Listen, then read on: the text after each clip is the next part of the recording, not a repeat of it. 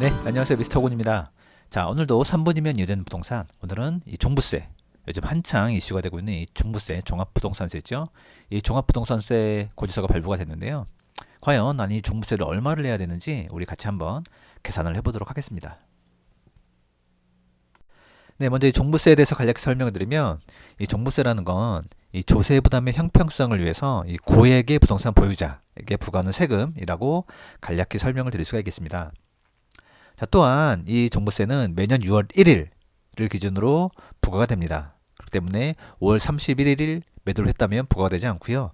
6월 1일 기준으로 보유한 부동산 금액이 합이 6억 원을 초과할 경우에 이 초과 금액에 대해서 부과가 됩니다. 또한 1세대 1주택인 경우에는 기준 금액이 9억 원으로 늘어나게 되죠. 또한 세대별이 아닌 개인별로 부과가 됩니다. 자, 예를 들어서 공시지가 10억 긴 아파트를 부부가 공동 명의로 50%씩 보유하고 있다고 한다면 각 5억 원으로 인정이 되기 때문에 종부세가 부과되지 않습니다. 또한 주거용 오피스텔은 포함이 되고요. 주택임대 사업자 등록주택은 제외가 됩니다. 하지만 임대계실 공시지가 6억 이하, 수도권 이외 지역은 3억 이하에 대해서만 제외가 됩니다. 이 임대주택에 대해서는 다음 장에 자세히 설명드리겠습니다. 네, 임대주택 주의사항에 대해서 설명을 드리면, 자, 먼저 의무 임대기간을 준수하셔야 되고요. 즉 2018년 3월 31일 이전에 등록했다면 5년, 그리고 2018년 4월 1일부터 올해 8월 17일 사이에 등록한 임대주택은 8년 이상 장기죠. 그리고 올해 8월 18일 이후에 등록했다면 10년 이상 의무 임대기간을 준수하셔야 됩니다. 두 번째로는 임대료 상한선은 5%, 다들 아시겠죠? 예, 반드시 준수하셔야 되고요. 그리고 가장 중요한 이 국세청에 합산 배제 신청을 직접 하셔야 됩니다. 보통 이 통지서가 날아오기 때문에 알 수 있지만 안 오는 경우도 있습니다.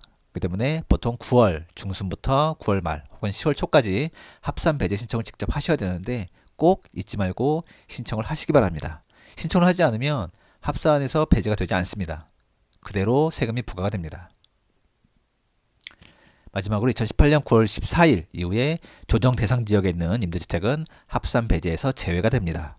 꼭 기억하시길 바라겠습니다. 네, 다음은 종부세 세율표에 대해서 한번 보겠습니다. 이 표에 세율표가 쭉 나와 있는데요. 한번 쭉 살펴보시면 좋을 것 같고요. 여기서 중요한 건 이 과세 표준, 이 과세 표준 금액인데 이 과세 표준 금액은 공시지가 금액에서 6억 원을 뺀 금액에서 0.9를 곱하시면 됩니다. 이 0.9라는 숫자는 공정시장가액 비율입니다. 이 비율이 올해는 90%이기 때문에 0.9를 곱하는 거고요. 내년에는 95%, 그리고 내후년부터는 100%가 적용이 됩니다. 네, 그럼 지금부터 실제로 종부세를 한번 직접 계산을 해보도록 하겠습니다. 총 3가지 예시를 들어서 계산을 해볼 거고요. 자, 먼저 첫 번째, 이 홍길동 씨인데요. 이 홍길동 씨는 공시지가 10억 원인 아파트를 보유한 1세대 1주택자입니다. 이 공시지가 10억이면 꽤 비싼 아파트죠. 보통 실거래가는 한 15억 이상 될 것 같고요. 자, 그러면 실제로 한번 계산을 해보겠습니다. 자, 공시지가에서 기준금액을 빼면 10억에서 9억. 1주택자는 기준금액이 9억입니다. 따라서 차액은 1억이고요. 이 차액에서 공정시장가액 비율을 곱하면, 즉 1억에서 0.9를 곱하면 9천만 원이 되고요. 이 9천만 원이 과세 표준금액이 되겠습니다. 이 9천만 원의 세율은 0.5%, 따라서 0.005를 곱하게 되면 45만 원. 즉 홍길동 씨는 올해 45만 원의 종부세를 납부하시면 됩니다. 하지만 내년에는 이 금액이 57만 원으로 늘어나시고요. 왜냐하면 세율이 늘어나기 때문에 57만 원으로 늘어나시게 되고 내후년 2022년에는 60만 원으로 늘어나게 됩니다. 자, 두 번째 예시를 설명드리면 이 박지성 씨, 다음 박지성 씨고요. 이 박지성 씨는 공시지가 6억 주택에 거주를 하고 계시며 그 외에 공시지가 3억인 비조정 지역의 아파트를 보유하고 계십니다. 즉 2주택자죠. 하지만 비조정 지역의 아파트를 보유하고 계십니다. 자, 이분 같은 경우에는 자, 공시지가 마이너스 기준금액 두 채의 합의 공시지가는 9억이죠. 즉 9억에서 6억을 빼면 3억, 차액은 3억이 됩니다. 이 차액 3억에서 공정시장가액 비율 역시 0.9를 곱하게 되면 2억 7천만 원이 되고요. 이 2억 7천만 원이 바로 과세 표준이 되겠습니다. 이 과세 표준에 따른 세율은 역시나 0.5%, 그렇기 때문에 곱하게 되면 135만 원이라는 금액이 나옵니다. 따라서 박지성 씨는 올해 135만 원의 종부세를 납부하시면 됩니다. 하지만 내년에는 어떻게 될까요? 171만 원으로 늘어나시게 되고 2022년에는 180만 원으로 종부세가 늘어나게 됩니다.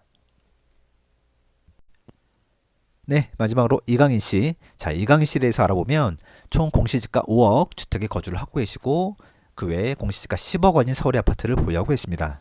자, 이분 같은 경우에는 공시지가 마이너스 기준금액, 공시지가는 5억 플러스 10억이기 때문에 15억에서 6억을 뺀 9억이 차액이 되겠습니다. 이 차액에서 공정시장가액 비율이 0.9를 곱하게 되면 8억 1천만 원이 나오죠.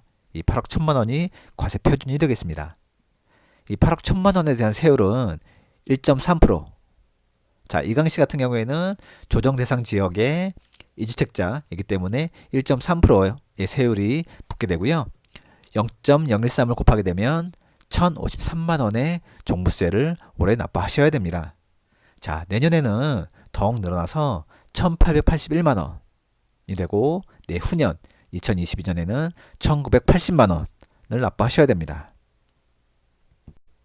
네, 오늘도 부동산 관련 정보에 대해서 설명을 드렸습니다. 자, 구독과 좋아요 꼭 부탁드리고요.